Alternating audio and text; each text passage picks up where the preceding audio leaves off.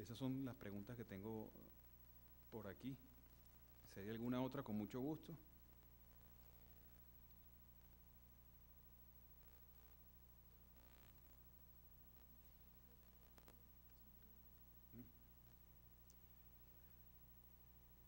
En el caso de Estados Unidos y Colombia, dos países tan importantes, hay otros mecanismos especiales de protección. Pues realmente, como les decía, el mecanismo de protección que habría que seguir desde el punto de vista venezolano sería el establecido en la Ley de Promoción y Protección de Inversiones. Sin embargo, esa ley se ha visto debilitada cuando se consideró que el artículo 22 no es consentimiento por parte de Venezuela, aunque esa es una manifestación de voluntad unilateral de Venezuela. Uno dice, esa es una oferta que se hizo en su momento, en 1999. Desde 1999 está ese artículo. Esa ley no se ha tocado, esa ley no se ha modificado. Esa ley tiene un reglamento del año 2002 que trató de implementar una serie de disposiciones en materia de lo que se llaman los convenios de estabilidad jurídica, hasta donde llega mi conocimiento. Esos convenios de estabilidad jurídica que se han suscrito en otras partes del mundo, lo que buscan es fijar un marco regulatorio para una inversión, es decir, esto va a ser así y no se van a cambiar estas reglas por un periodo de tiempo determinado. En Venezuela no se ha suscrito ninguno, es decir, fue como diciendo, mira, aquí tienen la ley y ahora tienen el reglamento, pero ¿saben una cosa? No lo vamos a aplicar. Entonces no hay protección por esa vía. Y realmente cuando el artículo 22 se ha visto disminuido, por lo menos en teoría, por esta decisión, realmente las protecciones quedan sobre la base de los patrones o parámetros muy generales del derecho internacional público. Es decir, no puede ser discriminatorio el trato, la indemnización tiene que ser pronta, adecuada, efectiva. Pero la cuestión está, ¿y dónde lo pelea? Pues básicamente lo va a tener que pelear aquí en Venezuela. Agotados los recursos internos, entonces allí sí se abren los mecanismos ordinarios o tradicionales del derecho internacional público. Básicamente, acudir a la figura de la protección diplomática.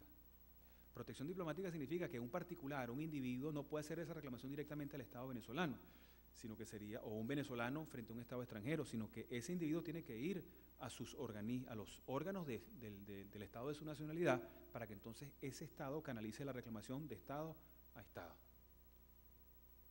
Y allí buscarán por esa vía de la protección diplomática. Si fracasa la protección diplomática, entonces se abre otra posibilidad de que se llegue a acordar un mecanismo de arbitraje especial para esos casos.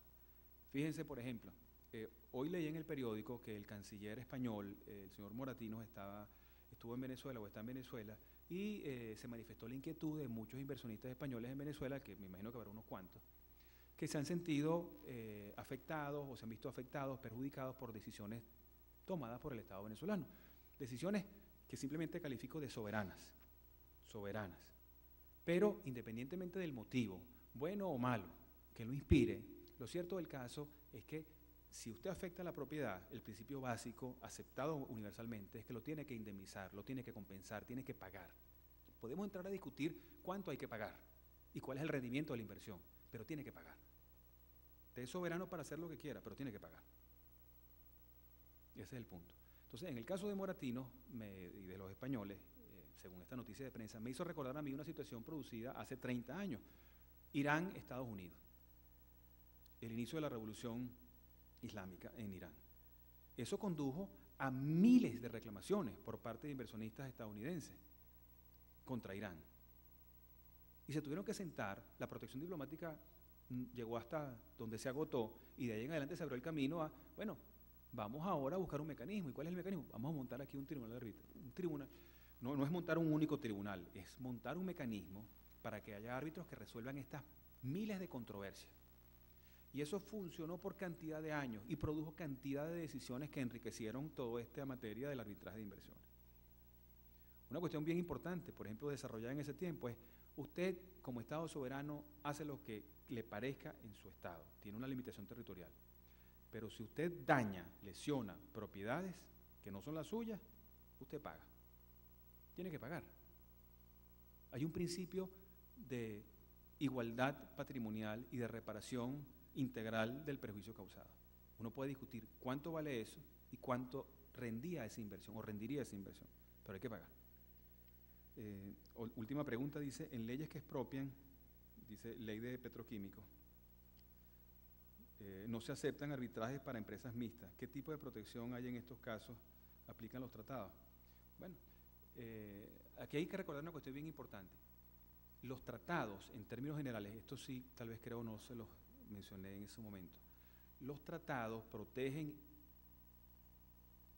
a los inversionistas ante violaciones del tratado, de las obligaciones establecidas en el tratado, no de las obligaciones establecidas en el contrato particular que pueda tener la persona, sino es, si el Estado receptor de la inversión violó las disposiciones de ese tratado, entonces sí sería una reclamación admisible a los efectos del arbitraje según los términos de ese tratado. Si es una mera violación del contrato, habría que acudir a los mecanismos previstos en el contrato para la solución de controversias. Entonces podría ser que en el contrato se establezca mecanismos de solución de controversias, tribunales venezolanos o arbitraje venezolano. Pero si hay violación del tratado, se abre ese camino al arbitraje para la solución de esa controversia surgida con ocasión de la violación del tratado. Hay ciertos tratados en los cuales, según sus términos, hay una cláusula que en el lenguaje del arbitraje de inversiones se llama la cláusula paraguas. La cláusula paraguas se refiere a disposiciones contenidas en tratados internacionales, bilaterales de promoción de inversiones generalmente, en los cuales se establece que la violación a las disposiciones contractuales bajo las cuales se ha hecho la inversión en cuestión se consideran también como violaciones al tratado.